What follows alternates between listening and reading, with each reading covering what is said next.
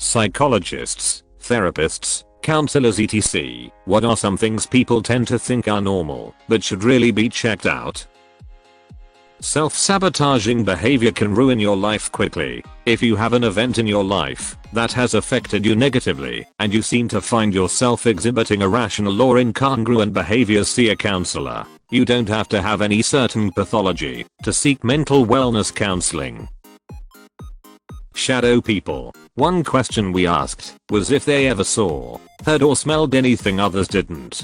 This came up more often than you might think. My husband says I smell phantom farts, but I only seem to smell them when I'm around him. There have been a lot of my patients who have been pretty surprised when I've told them, hey, that's anxiety/depression, when they just thought their behaviors were typical for everyone. Constantly being nervous about the safety of your child, not being able to motivate yourself to do things, not being able to calm down and just thinking about the same thoughts over and over and feeling worried. Other things we can help with, helping to improve communication within your relationships. If you experience these things and more, therapists can help. Let us help you. Thinking that 5 hours of sleep per night is okay. Rapid weight gain or loss with no obvious medical cause. Relationship problems. Don't get me fucking started. A good rule of thumb as to whether a behavior or symptom should be checked out is the same we use to determine a diagnosable disorder. If it causes impairment in one or more areas of life, the range of what is normal is huge. But if something keeps you from going to school or work, keeps you from maintaining basic hygiene, from maintaining your friendships, familial relationships/romantic relationships, it's causing impairment and you should seek help. Edits. Wanted to clarify a few things. This is not an exhaustive criteria for diagnosable mental illness. There are many criteria we consider in diagnosing, but the one criteria that is present for all is that it must cause impairment. Enjoyment is also an important aspect of functioning. If you are getting by in your life but are miserable, get help. You don't have to live like that. Serial killers and sociopaths represent a very small percentage of the population and rarely seek help willingly. This was not directed at them. The areas of functioning are listed are general examples pulled from the Western culture where I lived and was trained.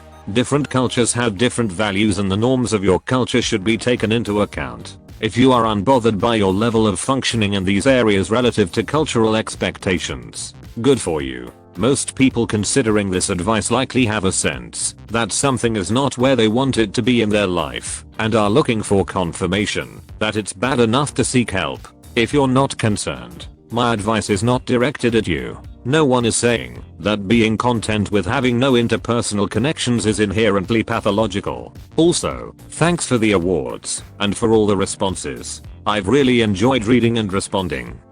What if I'm very high functioning, like I make it to work every day, and have a social life, and I'm able to clean up after myself, but I have no purpose. I'm not actually interested in things. I just exist to pay my bills and smile for the audience. It's like I'm just staring at life's clock waiting for my time to be up.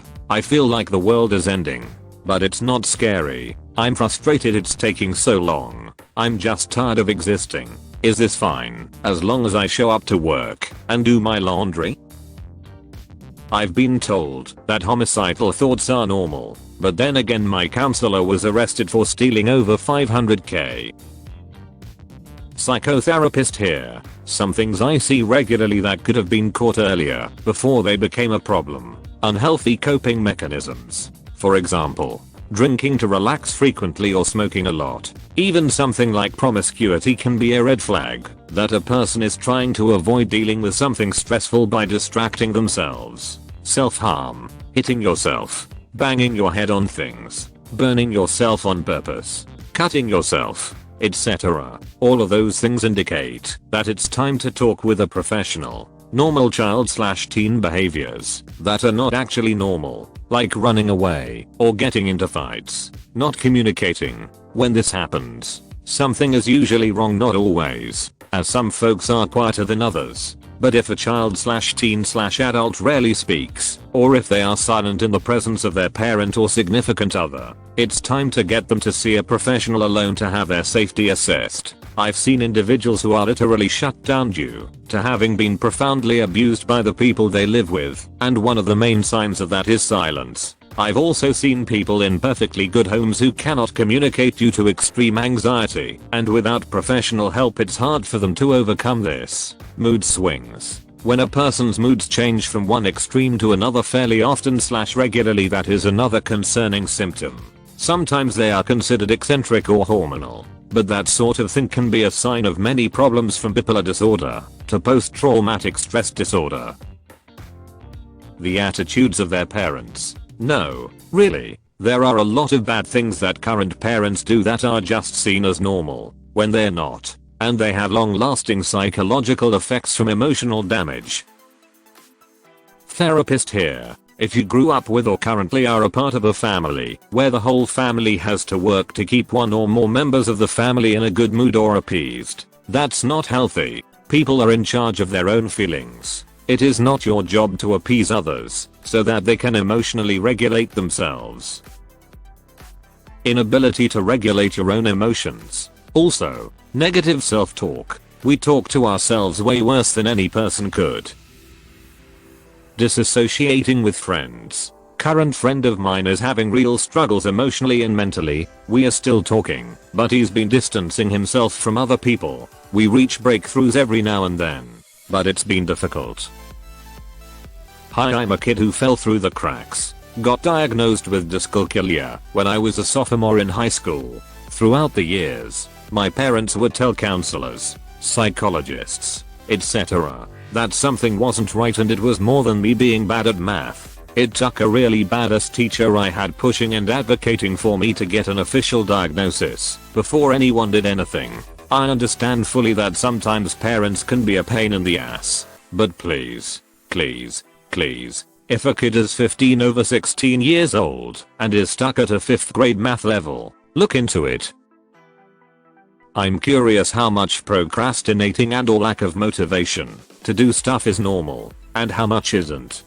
From what my therapist told me, if you would simply rather be doing other stuff, that's perfectly normal. But if you absolutely could not bring yourself to do homework, there's something wrong. I used to have severe anxiety attacks about homework, to the point where, when I needed to do it, I'd either be completely drained and go to sleep regardless of time of day, or have a huge breakdown.